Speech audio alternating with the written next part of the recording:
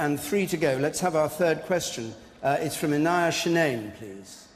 With increasing instability on the world stage, can we really give up Trident and allow defence spending to fall below 2% of GDP? Increasing instability on the world stage, can we really give up Trident and allow defence spending to fall below 2% of GDP? And Nigel Farage, it's your turn by lot to answer this one first. Yeah, I have to say the answer is clearly no, we can't afford to. I do agree with you. If we look at North Africa, we look at the Middle East, we look at huge tensions in neighbouring Russia, the world is in a very dangerous place, perhaps a more dangerous place than it's been at any point since the fall of the Warsaw Pact.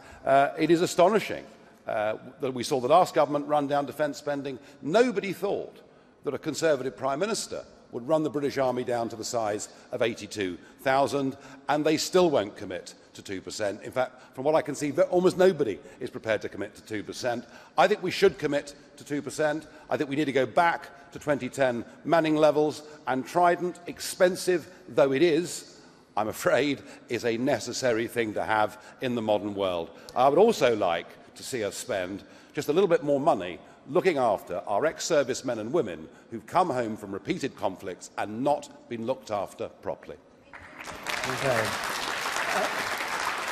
2%, of course, is the membership of NATO is the target you're meant to hit. Natalie Bennett.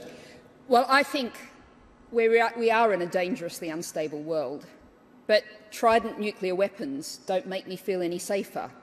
I do not, under any circumstances in which anyone is even seriously thinking about using those hideous weapons of mass destruction. We've followed a lot on international policy in recent years. We followed America into Iraq and Afghanistan, disastrously for our forces and for the state of those countries and the state of that whole region. How about we take a lead and say we will rid Britain of these hideous weapons of mass destruction, weapons that surely everybody thinks we can never use. Instead, let's focus on increasing, and here I go in entirely the opposite direction to Nigel Farage as on so many other things, increasing aid, increasing diplomatic efforts, and making this a safer, secure world, tackling hunger, supporting democracy. That's how we get safer. Leanne Wood. It makes no sense to spend £100 billion when we have so much social need. We must recognise the role that we have played in the past, the decisions that our governments have made in making the world a much less safe place. Now, Plaid Cymru was strongly opposed to the wars in Iraq and Afghanistan, and we've tried hard to hold the former Labour government to account for the decisions that it's made. But we're adamant that our communities can't be made safer just by pursuing defence. A strong diplomatic presence is required too in order to promote justice and human rights. We can't justify spending £100 billion on a new generation of weapons of mass destruction in the form of Trident. And so we should pursue a policy instead of reversing our role in the world to be a haven for human rights and a beacon for conflict resolution and peace.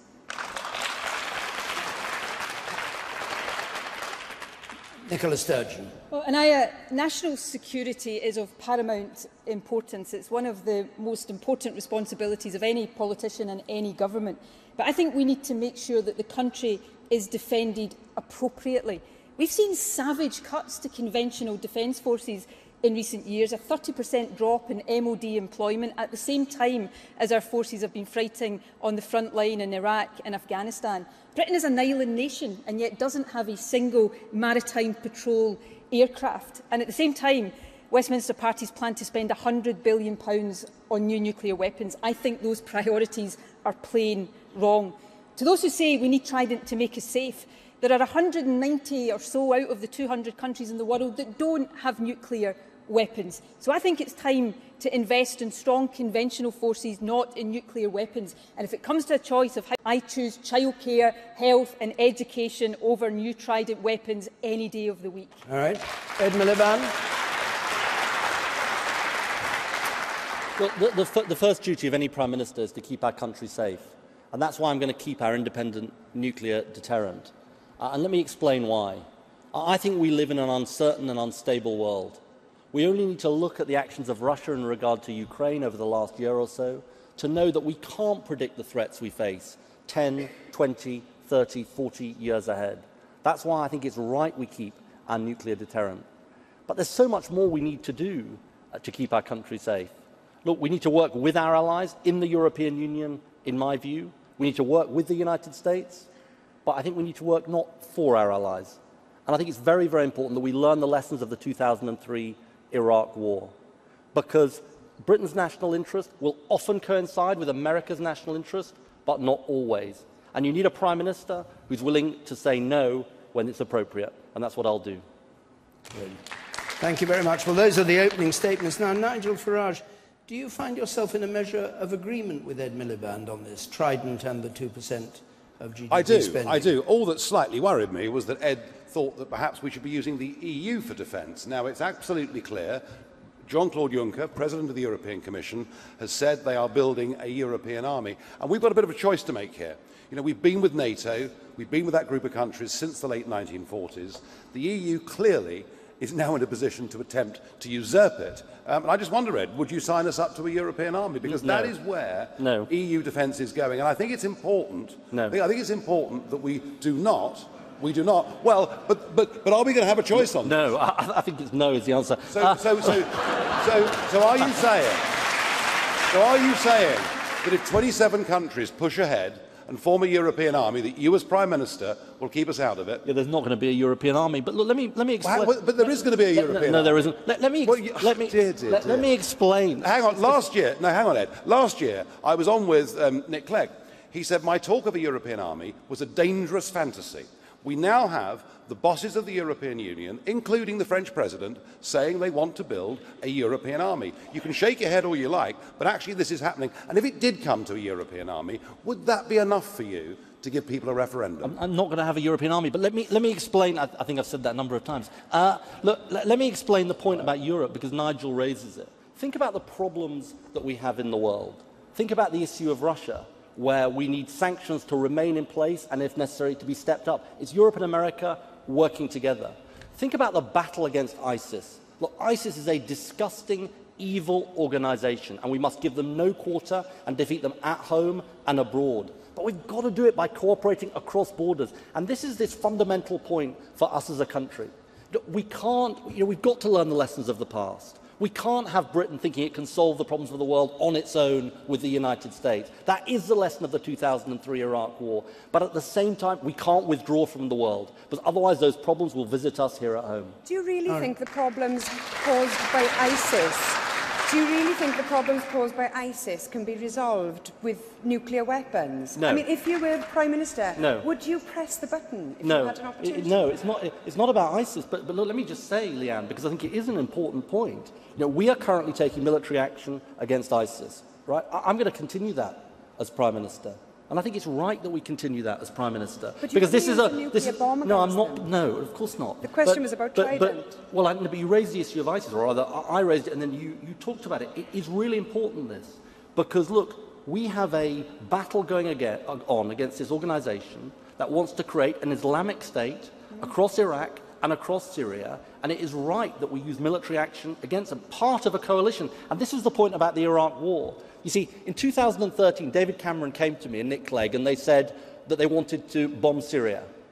And they hadn't thought through the consequences. It wasn't a last resort, so I said no.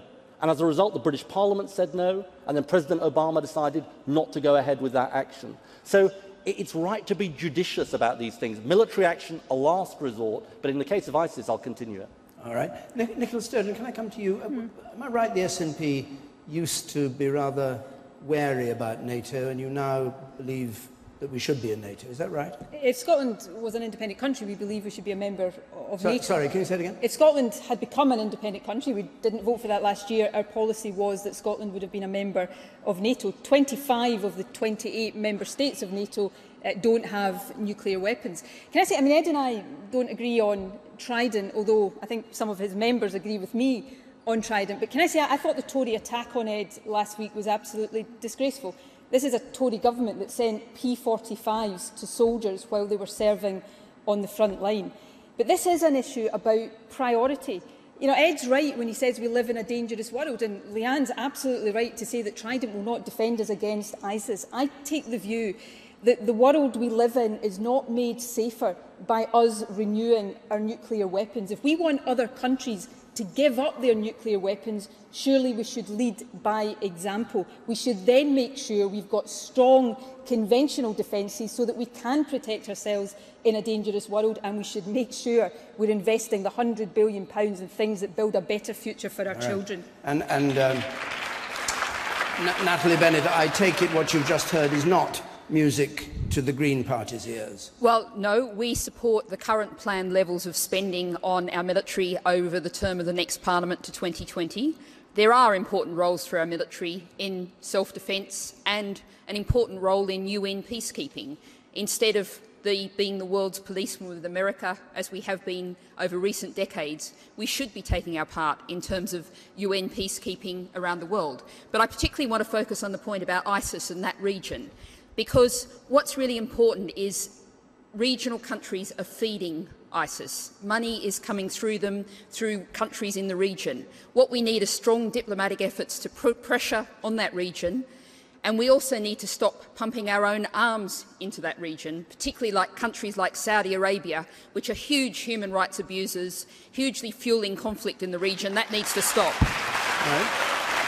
Leanne Wood, are you in agreement? Well, I would agree with a lot of what was said there. Where would you disagree, since we're in a debate rather than a... Well, I would disagree mainly with my friend on the far right there. We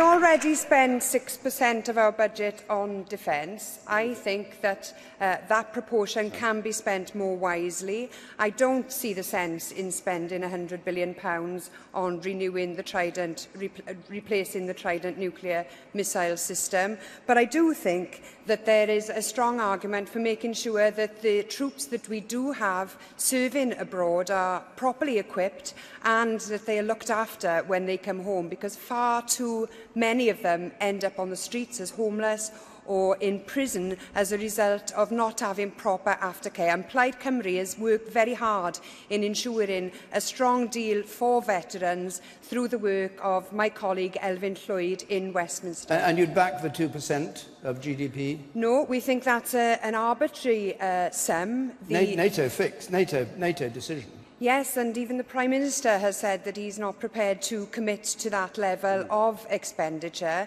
The expenditure on defence is 6%, and what is allocated can be spent better than it is. All right, Nigel Farage. I didn't quite get the 6% bit, but no, surely 2% isn't very much. We should think of it rather like paying the premium on our home insurance. You know, we very much hope there isn't going to be a fire next year, but if there is, we better be insured. And I very much doubt, with our defences where they are at the moment, that we will be capable of defending ourselves, and certainly if one of our dependent territories, such as the Falklands, was to face a problem again, we do not have, at the moment, the military capability to do anything about it. To ask for just 2% of our total spend to be on defence, I don't think is asking for very much. All right, thank you very much. I think we'll move on to another question.